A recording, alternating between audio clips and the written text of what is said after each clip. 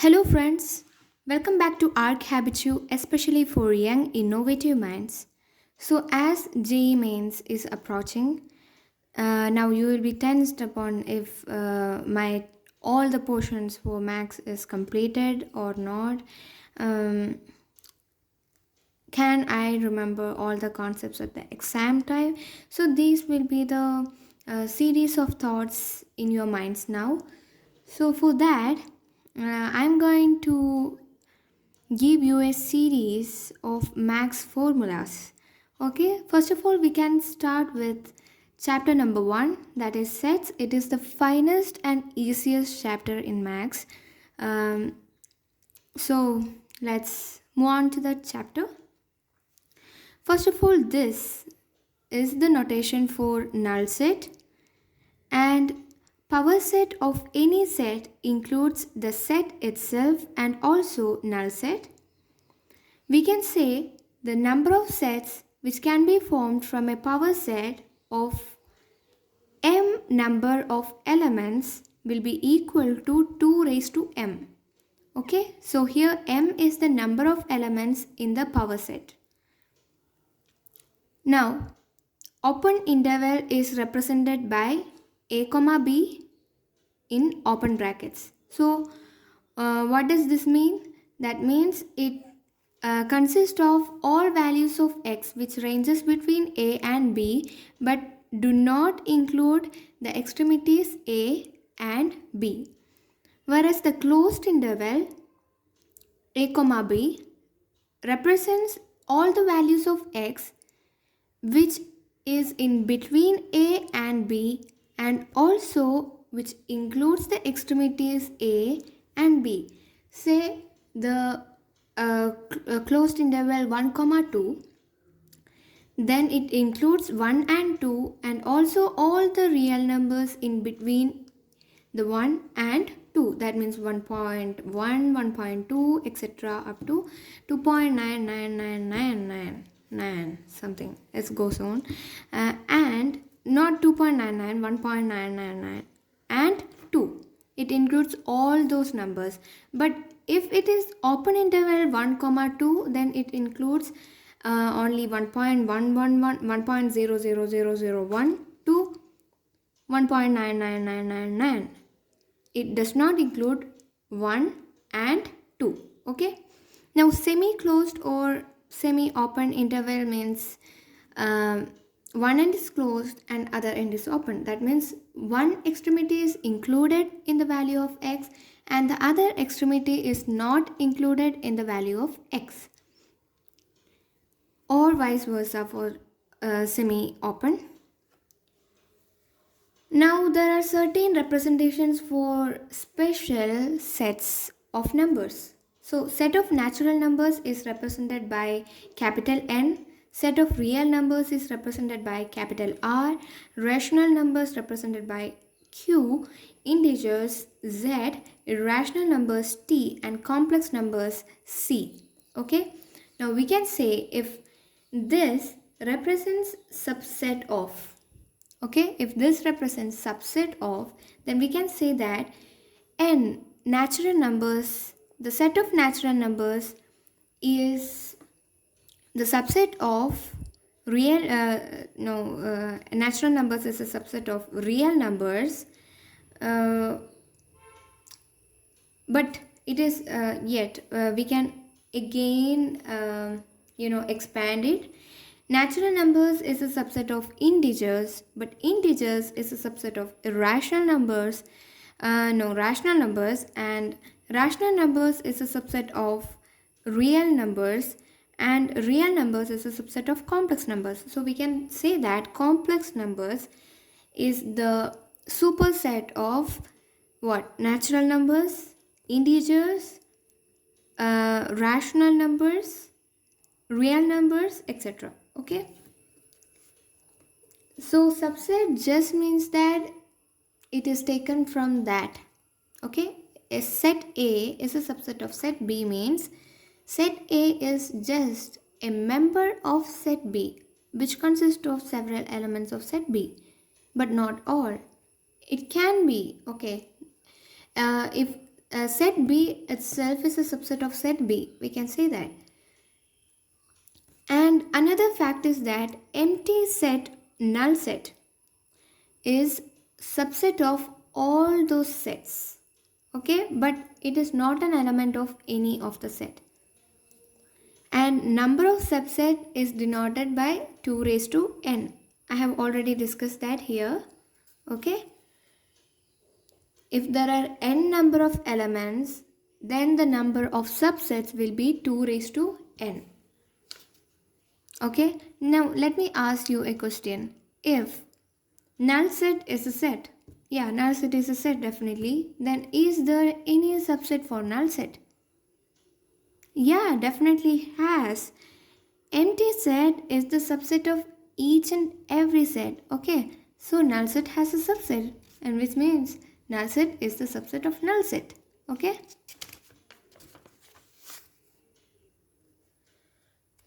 Okay, moving on with sets. Subset of null set is null set itself. A union B just explains what?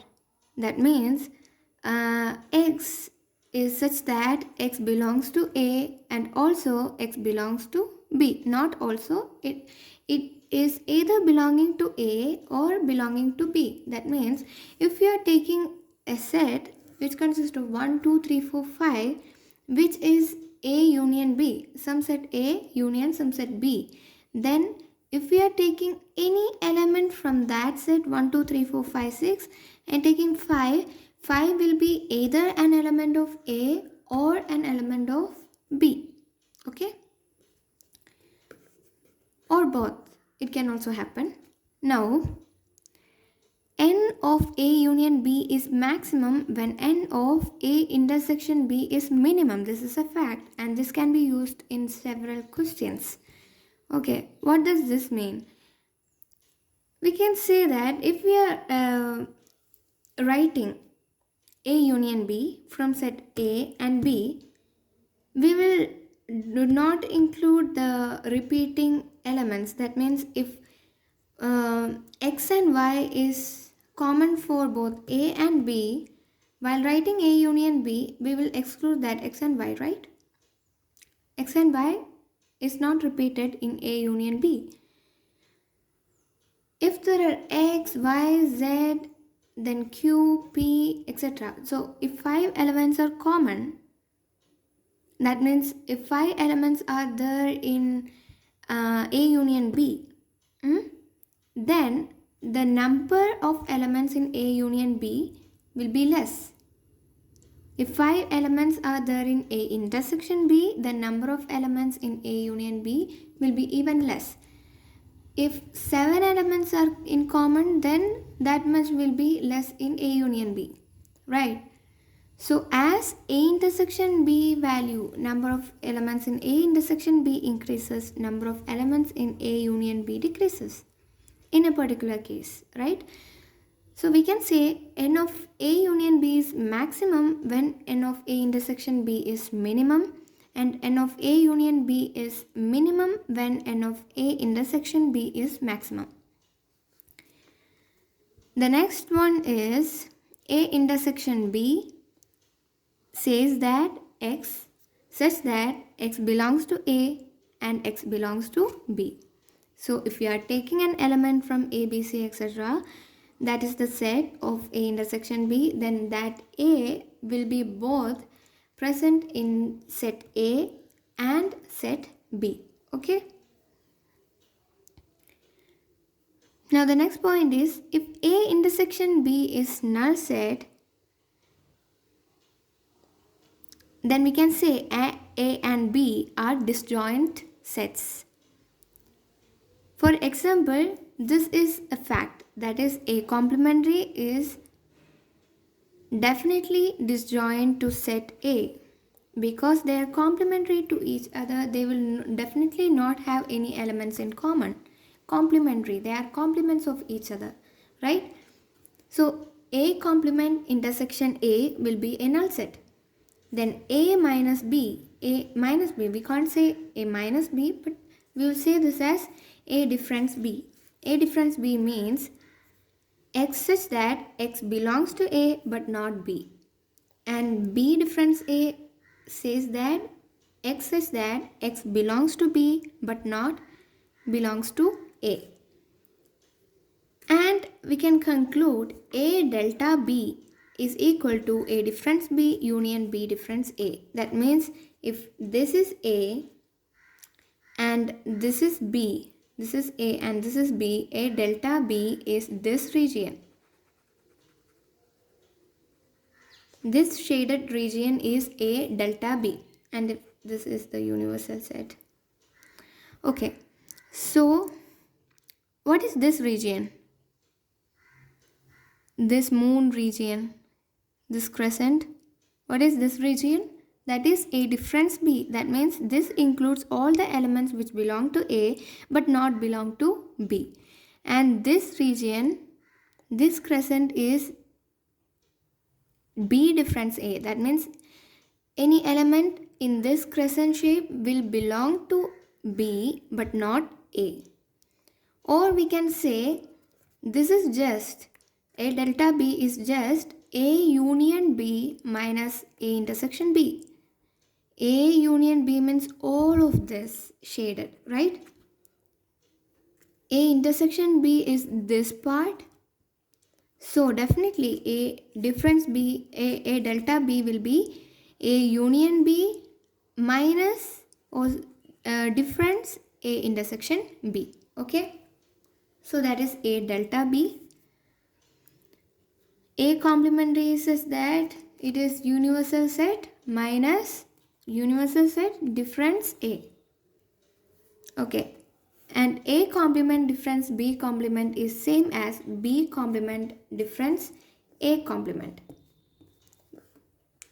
A complement difference B complement is equal to B complement difference A complement or B difference A. Okay. Now n of A union B is equal to n of A plus n of B minus n of A intersection B. But what if A and B are disjoint? Then this element will be 0. So we can say that if A and B are disjoint, n of A union B will be equal to n of A plus n of B. Now again, what is the next fun fact? N of A union B union C. There are 3 sets. So what will be their union? That will be n of A plus n of B plus n of C minus n of A intersection B minus n of B intersection C minus n of A intersection C minus n of A intersection B intersection C. It is plus, okay? Plus A intersection B intersection C. So n of A union B union C, I will say it in words. It is sum of the number of elements in the 3 sets A and B and C. Subtract then the number of elements in the intersection of each and every sets. There will be 3 combinations: A intersection B, B intersection C and A intersection C, plus the intersection of the 3 sets, n of A intersection B intersection C. Okay, that's super easy. This will be coming for some questions, but it is rare. Okay, next one. N of A complement intersection B complement is equal to n of universal set minus n of A union B. Now, if we want to do a problem based on at least any 2 sets, an element is at least in any 2 sets. That is, if there are 3 clubs, some number of students are joining in club A, some students are joining in B, some students are joining in C, and the question asks us what will be the number of students joined in at least any 2 clubs. So we can refer to this formula: n of A intersection B plus n of A intersection C plus n of B intersection C minus 3 into B intersection C intersection A. Okay? Or A intersection B intersection C. Don't confuse with this rearrangement. Now there are different properties for the sets. It follows associative law, that is A intersection B intersection C will be A intersection B intersection C. Rearranging does not matter. That's why I have written like this. A intersection B intersection C can be written as B intersection C intersection A. It does not change. Okay. And union and intersection both follows associative law, and it follows commutative law, that is A union B is equal to B union A, or A intersection B is equal to B intersection A. You can see here. And distributive law, you can check. You can just glance through these laws because they are not important. They are used by you in even for your board exams, right? For different types of proofs and all. You can just take a screenshot of this page if you want. Okay, null set complement is equal to universal set, right? And null set intersection A will be null set, because null set contains no elements and A contains a lot of elements, and their intersection will be null set itself, right? So these are the properties. So this is the second last page of sets. A union universal set is equal to universal set union A is equal to U. This is known as laws of universal set. U complementary is equal to null set, U intersection A is equal to A. These are all laws of universal set. Now number of partitions. If a set contains one element, number of partition sets will be 1. If two elements, number of partitions will be 2, 3, then 5, 4, then 15. This can be found out by Bell triangle. How is this Bell triangle formed? Write 1, then again write 1.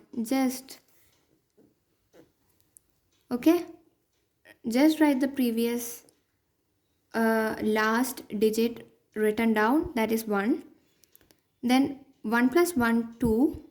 Okay, now the last digit in this row is 2, so write down 2 in the next row, and then add 1 and 2, we will get 3. Then again we will get a pair 2 and 3, so add them and get 5. And then again 5 is the last number here, so write 5. Then add the pair of numbers. 2 plus 5 gives 7, then 7 plus 3 gives 10, 10 plus 5 gives 15. It's fun. So if there are one element in set, then number of partitions will be 1. If 2 elements, then number of partitions 2. If 3 elements, 5, 4 elements, 15, and it goes on and go forth. Okay. If A has n elements, then number of sets which contain R elements. This is important. If A has n elements, number of subsets which contain R elements from that n elements will be 2 raised to n minus R. Okay. Now what are the conditions of partition sets? A1 intersection A2 is equal to A2 intersection A3 is equal to null set. Okay, all the intersections will be null set, and if we are giving union operation to all those sets, we will get A itself. Now the last page. Number of elements exactly in one of the sets A, B, C is equal to n of A plus n of B plus n of C minus 2 n of A intersection B minus 2 n of B intersection C minus 2 n of A intersection C plus 3 n of A intersection B intersection C. So you can take a screenshot of this page too. And you should know this formula. 2 raised to n is equal to nc0 plus nc1 plus nc2 plus etc. plus ncn. What is 2 raised to n? That's the number of subsets with number of elements n. Okay. So maybe in some questions of multiple choice, we should denote this as something which matches with this, and like that there will be questions, so we can use this formula for deriving to an equation or a simplified formula maybe. Okay, so yeah, these are the things you should know for sets. Thank you. See you for the next video based on relations and functions.